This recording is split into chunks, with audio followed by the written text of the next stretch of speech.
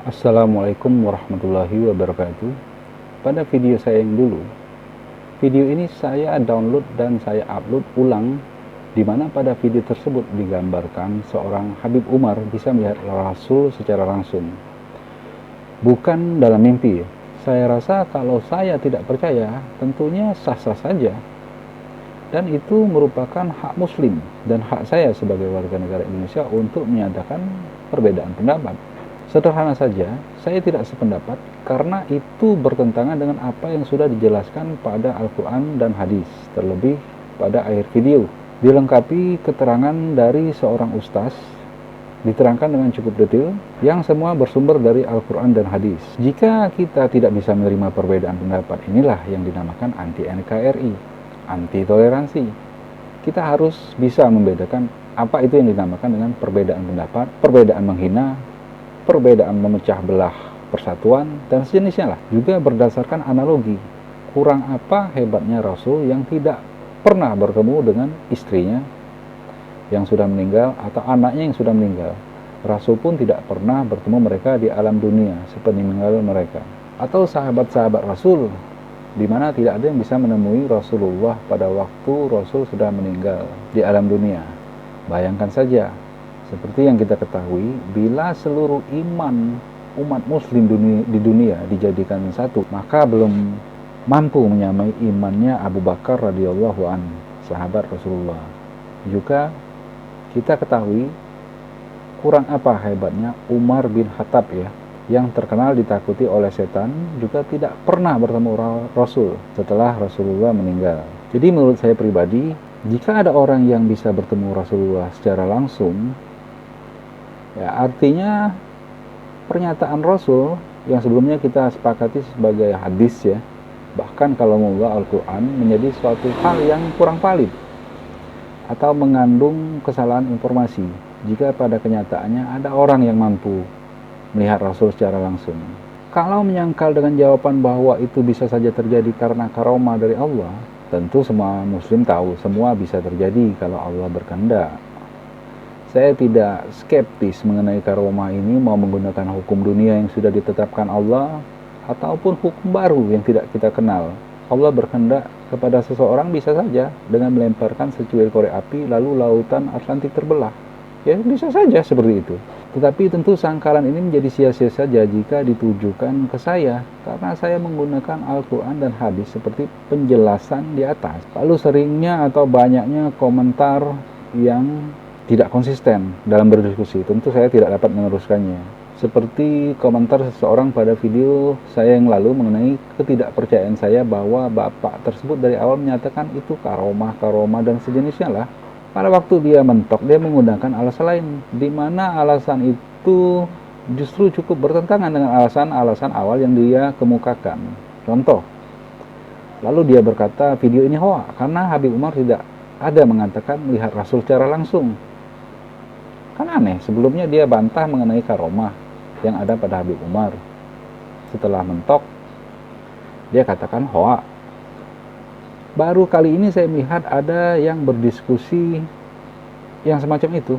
Awalnya yang ia kurang lebih ya mengiyakan Habib Umar bisa melihat secara langsung. Kelanjutan komen berikutnya dia ingin membantah saya dengan mengatakan video itu hoax. Lalu saya coba balas dengan memintakan rujukan, baik itu link atau video, dia hanya memberikan link utama saja, bukan link akhir mengenai tulisan yang kita inginkan. Saya juga mengambil rujukan Buya Yahya ya. Ini bukan hadis, tapi lebih bersifat nasihat ya. Nasihat yang bijak menurut saya.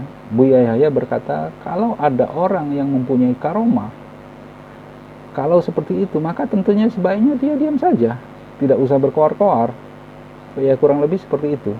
Nanti akan saya sertakan juga videonya. Nah ini yang menarik, baru juga saya menemukan video yang mematahkan apa yang dikomentari oleh orang yang berkata saya menyebarkan hoax, bahwa itu maksudnya Habib Umar bukan bertemu Rasul secara langsung katanya. Nah, saya menemukan video, entah balasannya kurang tepat, yaitu ada anak buah Habib Umar dari Arab, terserah Arabnya dari mana.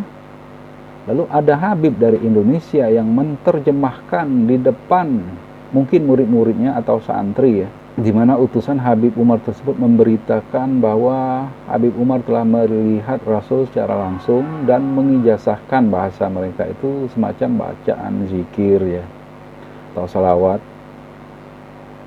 Pada video tersebut tentunya sudah jelas bahwa Habib Umar bisa melihat Rasul secara langsung menurut pengakuan Habib Umar. Pada video yang saya dapati ini, saya tambah tidak percaya lagi Habib Umar memberikan ijazah salawat dengan bahasa Sayyidina ya, Sayyidina, tuanku kalau tidak salah, di mana dia berkata salawat itu dia dapat langsung dari Rasulullah. Setahu saya Rasulullah itu tidak gila hormat dengan mengajarkan bahwa jika bersalawat gunakanlah kata Sayyidina untuk dirinya. Contoh dari kisah Rasul ya, di mana Rasulullah kurang senang jika dia datang sedangkan orang lain duduk-duduk beramai-ramai di dalam masjid, lalu orang itu berdiri hanya untuk menyambutnya, bukan untuk mengajaknya ngobrol ataupun yang sifatnya memang diharuskan berdiri. Bayangkan sifat Rasulullah yang tidak gila hormat ini. Apakah mungkin Rasul akan menambahkan kata Sayyidina dalam perintah menyebutkan namanya? Saya bukan membicarakan jika saya membaca sholawat atau apapun itu dengan menambahkan Sayyidina itu benar atau itu berdosa, itu tidak berdosa. Bukan ini yang saya bicarakan. Jadi jangan diperintah-perintutkan. Walaupun saya pribadi tidak memakai kata Sayyidina, tetapi saya tidak mencampuri jika ada orang lain dia harus berkata Sayyidina, terserah. Tetapi yang saya permasalahkan, seorang Rasul memberikan panduan salawat dengan tambahan kata Sayyidina, jadi saya yakini ini bukan dari Muhammad Rasulullah SAW. Akhir kata, saya tuntaskan lagi, saya hanya tidak setuju tentunya ini pendapat, dan hak saya tidak ada maksud tujuan untuk menghujat. Tolong bedakan, kita berbeda pendapat, misalnya kita berteman berbeda pendapat.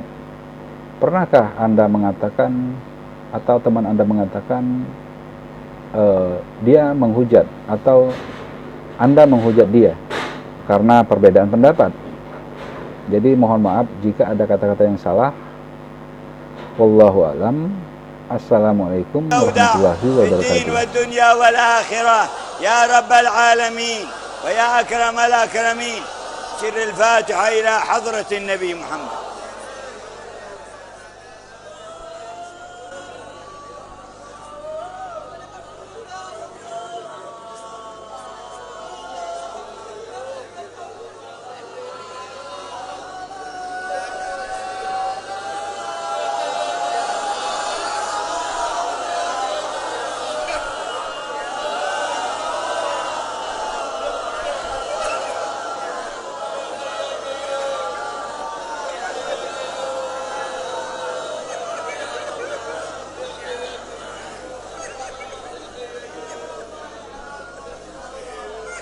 حسن مني أن أمسك عنة الكلام في هذا المقام وأقرأ السلام على سيد الأنام. السلام عليك أيها النبي ورحمة الله وبركاته. السلام عليك أيها النبي ورحمة الله وبركاته. السلام عليك أيها النبي ورحمة الله وبركاته. وبذلك يحسن الختم كما يحسن التقديم، فعليه أفضل الصلاة والتسليم. اللهم صل وسلم أشرف الصلاة والتسليم على سيدنا ونبينا محمد الرؤوف الرحيم. وآخر دعوانا أن الحمد لله رب العالمين.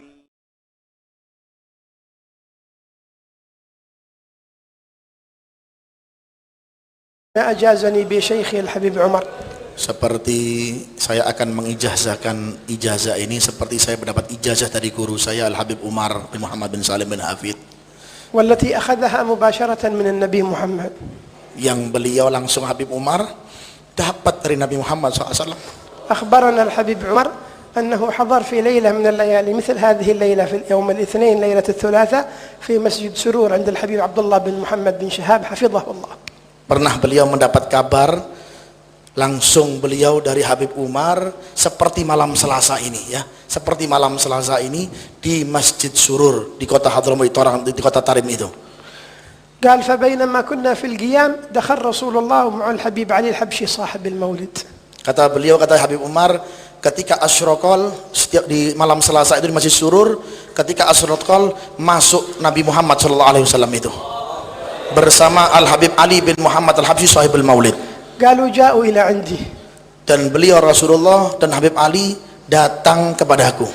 فكان الحبيب علي يقول للنبي يا رسول الله هذا عمر بن حفيظ من أصحابنا. Beliau Al Habib Ali bin Muhammad Al Habsyi mengatakan kepada Rasulullah SAW, ya Rasulullah, ini teman kami, anak kami, Habib Umar dari golongan kami, dari teman kami. فابتسم النبي صلى الله عليه وسلم. Dan Nabi Muhammad SAW pun senyum di waktu itu. وأعطى الحبيب عمر هذه الصيغة. Dan Habib Umar pun memberikan sighah salawat ini. هذه الصيغة لم تخرج من فم أحد من الناس. Dan ini sighah salawat ini tidak biasa keluar dari lisan orang sembarangan. خرجت من فم محمد. Ketahuilah, sighah salawat ini dari lisannya baginda Nabi Muhammad SAW. وهي Yaitu, اللهم صل وسلم ikuti, Allahumma salli wa sallim على سيدنا محمد ala sayyidina Muhammad نورك الساري nurikas sari ومددك الجاري wa madadikal jari واجمعني به wajma'ni bihi في كل أطواري fi kulli adwari وعلى آله wa ala alihi وصحبه wa sahbihi يا نور. ya nur.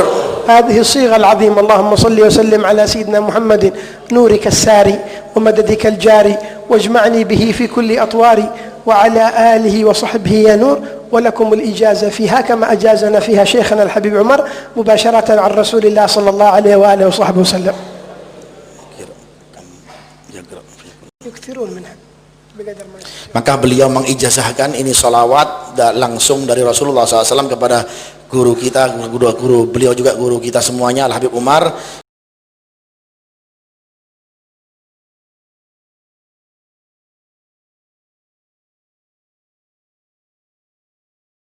Waktu yang telah diberikan, Buya, saya ingin bertanya, kadang kita sering mendengar kisah dari orang-orang soleh bahwa mereka kadang suka didatangi Nabi dalam keadaan terjaga. Nah, itu bagaimana kita menyikapnya, Buya? Apakah benar atau tidak? Mungkin itu, Buya. Terima kasih. Baik, masalah kebenaran mungkin atau tidaknya, itu ya. Masalah mungkin dan tidak mungkinnya. Yang kedua adalah masalah benar dan tidak benarnya. Kalau masalah mungkinnya, mungkin itu babil karomah.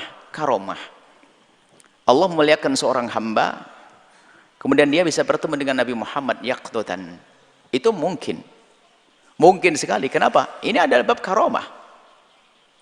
Mukjizat yang baginda Nabi Muhammad bisa bertemu dan diskusi dengan nabi-nabi terdahulu waktu Nabi Isra Mi'raj. Mukjizat. Dan mukjizat yang terjadi pada Nabi bisa terjadi pada umatnya dalam bentuk yang kurang lebih seperti itu. Mungkin sekali kita berdiskusi tapi bab karomah. Dari sisi mungkin, ya ini mungkin. Bahkan kalau kita hubungkan dengan man ra'ani fil manam sawfa yarani yaqtatan. Yang pernah melihatku dalam mimpi akan melihatku di alam nyata. Nah ini. Bisa, karena yang memaknai ini bisa saja nanti di surga akan ketemu secara beneran. Tapi kemungkinan bertemu Nabi bukan dalam mimpi, itu masih mungkin. Bab keramat, karomah. Bukan main-main. Ini dari sisi kemungkinan. Mungkin seorang bertemu Nabi, seorang kekasih Allah bertemu Nabi, bab karomah. Tapi yang kedua, masalah benar enggak omongan siapa dia? Sholat jamaah ke masjid jarang, paling pelit. Ngomong, aku ketemu Nabi secara langsung. Bohong. Dan ingat, man kadzaba alayya muta'ammidan falyatabawwa maq'adahu minan nar. Jangan berdusta atas nama Nabi. Ini mungkin, tapi jangan gampang mengaku. Ini kadang-kadang seorang kalau pengen cepat naik pangkat itu nggak tanggung-tanggung. Semalam aku duduk ngobrol dengan Rasulullah. Ente ini siapa? Model begitu ngobrol dengan Rasulullah. Ini kadang berdusta. Mimpi ketemu Nabi. Ada orang main-main ketemu Nabi. Ini nular penyakit bohong ini. Kalau sudah gurunya dikit aku ketemu Nabi, muridnya bingung. Saya hanya pura, iya semalam aku ketemu Rasulullah. Dusta. Dan kalau memang betul itu adalah terjadi pada seorang kekasih Allah, ini akan menjadi rahasia pribadi antara dia dengan Rasulullah. Nggak akan diobral di mimbar, nggak akan diobral di masjid, karena rahasia bertemu dengan kekasihnya, takut nanti tidak ketemu lagi. Ini kan suasana indah. Tapi kalau bohong, pamer. Karena bohong, ya, pamer. Karena apa? Dia pengen disanjung orang. Wah, waduh, ketemu semalam ketemu Rasulullah. Setiap malam Senin saya didatangi Nabi Muhammad.